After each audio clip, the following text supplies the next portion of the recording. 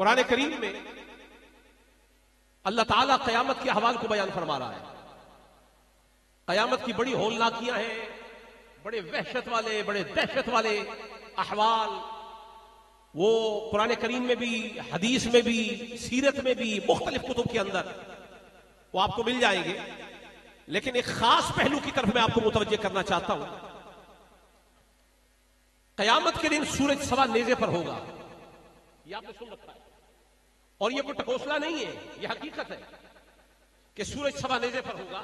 اور اس میں حضرت مقداد حضور کے جو صحابی ہیں، جنہیں صاحب رسول اللہ یعنی حضور کے صحابی ہیں، وہ یہ کہتے ہیں سمعت رسول اللہ صلی اللہ علیہ وسلم یقول، میں نے حضور سے یہ حضور کو کہتے ہوئے سنا کہ اذا کان یوم القیامہ، جب قیامت کا دن ہوگا، ادنیت الشمس، سورج کو قریب کر دیا جائے گا، من العباد، لوگوں کے، حتی تکون قیل میل او اثنین، حتیٰ کہ سورج اتنے قریب ہو جائے گا گویا 1 میل یا 2 میل. آپ کو اندازہ نہیں ہے کہ سورج کے قریب ہو جانے کی شدت کا عالم کیا ہے. اس وقت اگر آپ سائنس سے پوچھیں کہ سورج زمین کے کتنے قریب ہے تو تقریباً 148.4 ملین کلومیٹر، 148.4 ملین کلومیٹر اس کا فاصلہ ہے زمین اور سورج کے درمیان. اچھا، اتنا فاصلہ یعنی 150 ملین، 150 ملین کا مطلب یہ ہے کہ اسے اور 10 کے اندر لے جائیں، ضرب 10 بھی کر دیں تو پھر یہ لاکھ نکلیں گے. جتنے لاکھ نکلیں گے اتنا کلومیٹر. 150 ملین کلومیٹر دور جو سورج ہے، جب روز صبح نکلتا ہے کئی دفعہ ہم پسینے سے شرابور ہو جاتے ہیں، کئی دفعہ جلنے لگتی ہے، زیادہ دیر ہم بیٹھ نہیں سکتے. اور بعض افریقہ کے، عرب کے ممالک ایسے ہیں کہ گاڑیوں کی بونٹ کے اوپر اور جو میٹل کی ان کی جلد، جو میٹل کی باڈی ہے، اس کے اوپر اگر انڈا ڈال دیا جائے وہ بھی فرائی ہو جاتا ہے. اگر سورج 150 ملین کلومیٹر دور ہے تو تابانی کا یہ عالم ہے، ضیاء پاشی کا یہ عالم ہے، روشنی کا یہ عالم ہے. اور جس دن وہ سوا نیزے پر آ جائے، میل یا 2 میل کے قریب آ جائے، تو اس وقت روشنی کا عالم کیا ہوگا، شدت حدت کا عالم کیا ہوگا. لیکن قرآن کہتا ہے یوم یقول المنافقون والمنافقات للذین آمنوا انظرونا نقتبس من نورکم. قیامت کا، حشر کا عالم ہوگا. اس حشر کے بھرپور اجتماع کے اندر منافق مرد، منافقہ عورتیں مومنوں سے کہنے لگیں گے انظرونا، بڑا اندھیرا ہے، تیرگی ہے، کچھ دکھتا نہیں، کچھ نظر نہیں آتا. مومنو انظرونا، ایک نظر ہمیں تو تکو، ایک نگاہ ہم پر ڈالو. معلوم یہ ہوا قیامت کے دن منافق اندھے ہو جائیں گے. قیامت کے دن منافق، دھیرا نہیں بولنا، ذرا بلند آواز سے، قیامت کے دن منافق.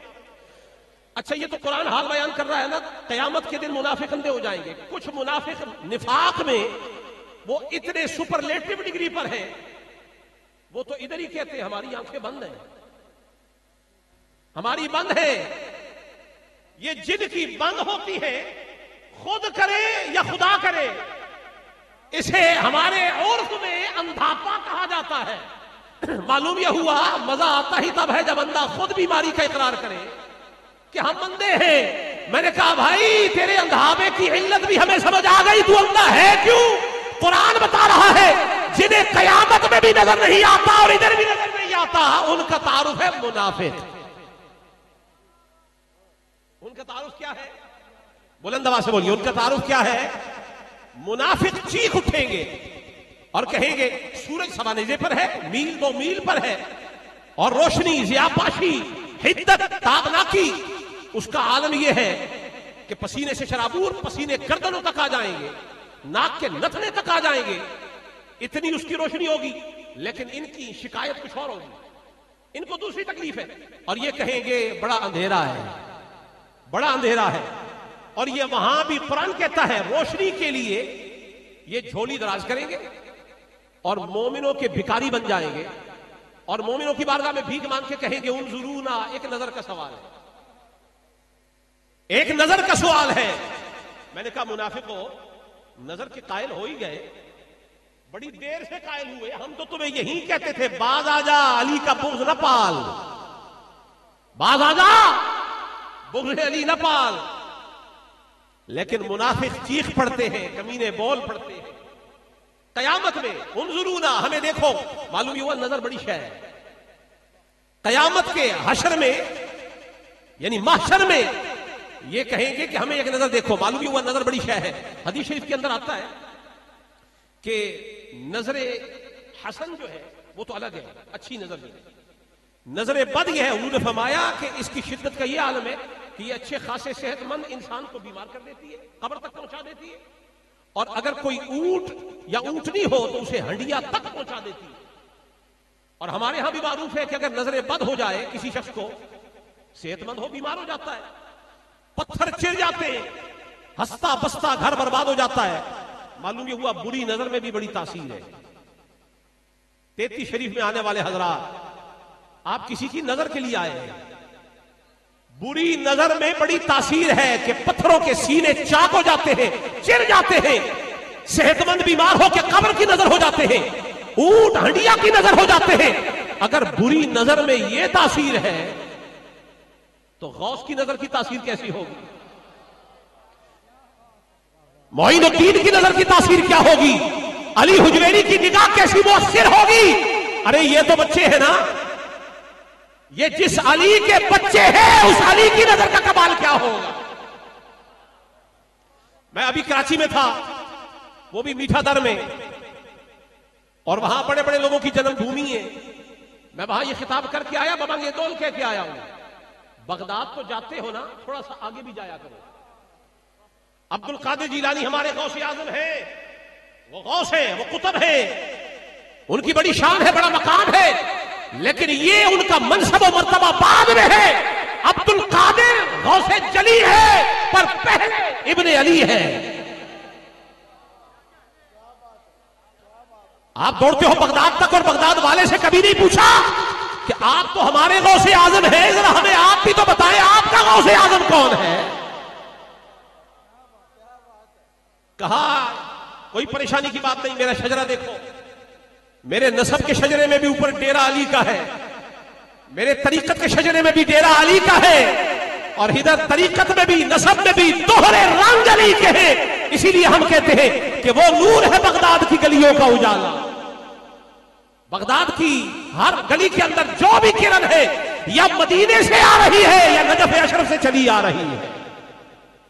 غوث عالم، ان کے ہاتھ میں ابو سعید مخزومی کا ہاتھ، ان کے ہاتھ میں ابو الحسن علی کا ہاتھ، ان کے ہاتھ میں شیخ طرطوسی کا ہاتھ، ان کے ہاتھ میں شیخ تمیمی کا ہاتھ، ان کے ہاتھ میں ابو بکر شبلی کا ہاتھ، ان کے ہاتھ میں جنید بغدادی کا ہاتھ، ان کے ہاتھ میں سری سقطی کا ہاتھ، ان کے ہاتھ میں معروف کرخی کا ہاتھ، ان کے ہاتھ میں داؤد طائی کا ہاتھ، ان کے ہاتھ میں حبیب عجمی کا ہاتھ، حبیب عجمی کے ہاتھ میں حسن بصری کا ہاتھ، حسن بصری کے ہاتھ میں علی المرتضیٰ کا ہاتھ ہے، علی کے ہاتھ میں محمد کا ہاتھ ہے، اور قرآن کہتا ہے دستے قدرت محمد مصطفیٰ کے ہاتھ پر ہے. میں غیر متعلق کلام نہیں کر رہا. یہ جس باپ کے بیٹے ہیں اور جو فیض لے کر اس کے وارث و امین بنے بیٹھے ہیں نا، اس عبد القادر کو سمجھو کہ علی کا مقام کیا ہے. بیٹے سے بیٹا وہ ہوتا ہے جس میں سے باپ کی جھلک آئے، وہ شاگرد کیسا جس میں سے استاد نظر نہ آئے، وہ مرید کیسا جس میں سے پیر نظر نہ آئے، وہ بیٹا کیسا جس میں سے باپ نظر نہ آئے. تو بغداد میں جس ولی کا ڈیرا ہے وہ آئینہ علی المرتضیٰ کا ہے، وہ نقش علی ہے، وہ عکس علی ہے، غوث جلی ہے. تو گرامی قدر حضرات، میں نے وہاں بھی یہی بات کہی کہ مولا علی تو عبد القادر جیلانی کے لیے بھی ضروری ہے.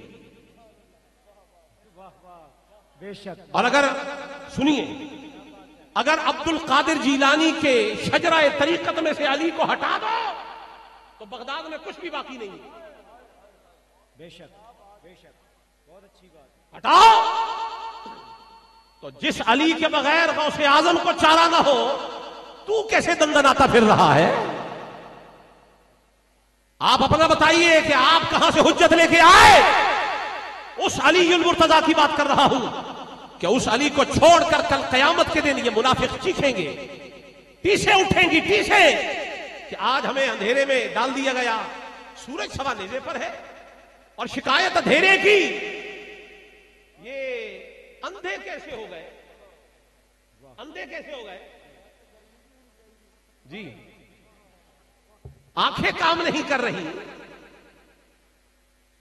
تو میں نے ضمناً وہ بات جو قبلہ بیچ میں کہی نا کہ یہ انہی کے آج کل جو بارش بیٹھے ہوئے ہیں جو کہتے ہیں جی ہمیں آنکھیں بند ہیں، یہ بالکل ٹھیک کہتے ہیں، ان کی خدا نے بند کی ہے، اور یہ سمن بکمن عمی فہم لا یرجعون، ان کے اور ان کے آبا کے لیے شان نزول یہی ہے، یہ انہی کے لیے ہے۔ لیکن سنیں اس دن بھی جہاں منافق شکوے کر رہے ہوں گے نا، اور شکوہ ہوگا کہ ہمیں نور درکار ہے، مومنوں ایک نظر دیکھو ہمیں نور مل جائے، تو وہاں بھی حکم کیا آئے گا؟ حکم آئے گا قیل ارجعوا وراءکم، نور چاہیے واپس دیکھو، واپس پلٹو، فالتمسوا نورا، وہ جو منزل دنیا میں سر کر کے آئے ہو نا، دیکھو کہیں نور کا سودا پیچھے تو نہیں چھوڑ آئے تھے، پیچھے تلاش کرو کہ وہ نور کہاں چھوڑ آئے تھے۔ اب یہیں پر ہم ٹھہر کر سوال کرتے ہیں کہ منافقوں کے پاس نور نہیں ہے، اور جن کے پاس نور ہے انہیں مومن کہتے ہیں، یہ مومنوں کو نور کیسے مل گیا؟ اس میں ابتدا میں ایک حضور کی حدیث پیش کر رہا ہوں جو حضور کے ایک صحابی ہیں اور غزوہ احد کے باب میں ہے، یہ حضرت قتادہ بن نعمان، وہ غزوہ احد کے اندر ہے، آنکھ میں تیر لگا، آنکھ بہ گئی، آنکھ میں نور ہوتا ہے، آنکھ سے دکھتا ہے، اور آنکھ میں نور ہو تو ہی دکھتا ہے، نور نہ ہو تو دکھتا ہی نہیں۔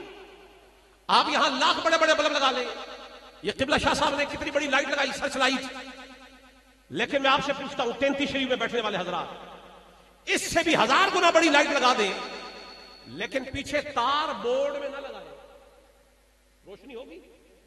بورڈ میں بھی لگا دیں، اور بورڈ کا تعلق ڈی پی سے نہ ہو، روشنی ہوگی؟ ڈی پی کا تعلق میٹر سے نہ ہو، روشنی ہوگی؟ میٹر کا تعلق کھمبے والی تار سے نہ ہو، روشنی ہوگی؟ کھمبے کی تار کا تعلق گرڈ اسٹیشن سے نہ ہو، روشنی ہوگی؟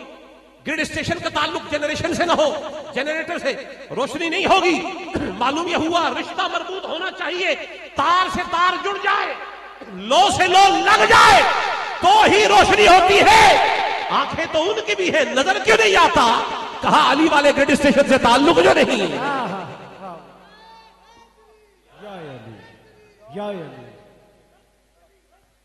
حضرت قتادہ بن نعمان، توجہ، آنکھ بہ گئی، رخسار پہ آ گئی، اپنے ہاتھ کی ہتھیلی پر لے کر حضور کی بارگاہ میں آئے، یا رسول اللہ آنکھ ضائع ہو گئی، یہ ہتھیلی پہ ڈیلا، حضور نے فرمایا گھبرا نہیں، ادھر لا۔